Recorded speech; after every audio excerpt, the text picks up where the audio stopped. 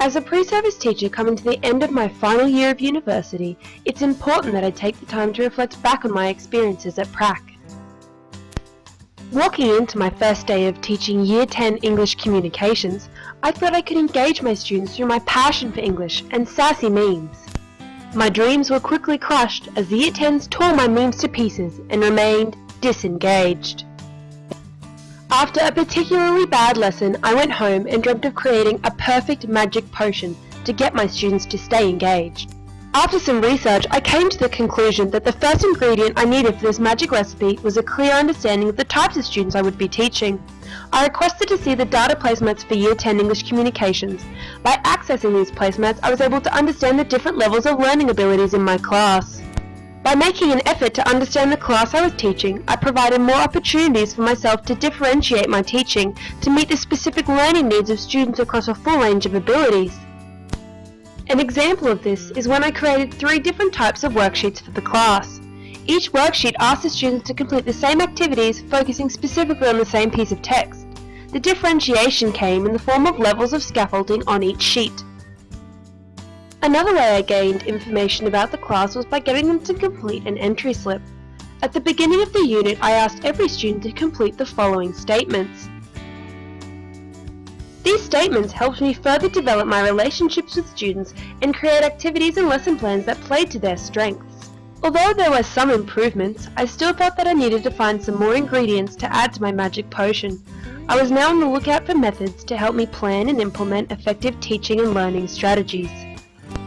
Coming from an exclusively English and English extension teaching background, it was clear that I needed to work hard to adapt my teaching to fit this English communications class. I was still struggling to keep the whole class engaged. After a couple of failed lessons, my PRAC teacher reintroduced me to the Unsworth model. After using the Unsworth model for a couple of lessons, I reflected back and compared them to earlier ones which did not use Unsworth. It was clear to see that overall my lessons were being disrupted less and the participation in the class had grown. Another benefit of using the Unsworth model was that my learning sequences began to have more structure, and with this structure I was able to manage challenging behaviours. Before using the Unsworth model, I often struggled to keep the whole class engaged, and it was this disengagement that led to disruptive behaviours. With its implementation in my classroom, it was hard not to notice a big difference in behaviour. After a couple of weeks, my students were moving closer and closer towards what I thought were well-engaged students.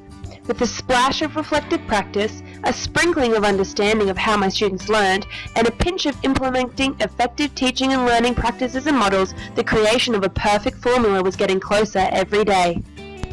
The perfect potion was within my reach, but I felt I still had some room to grow. In an effort to improve my practice, I set about attending every PD session that was available to me.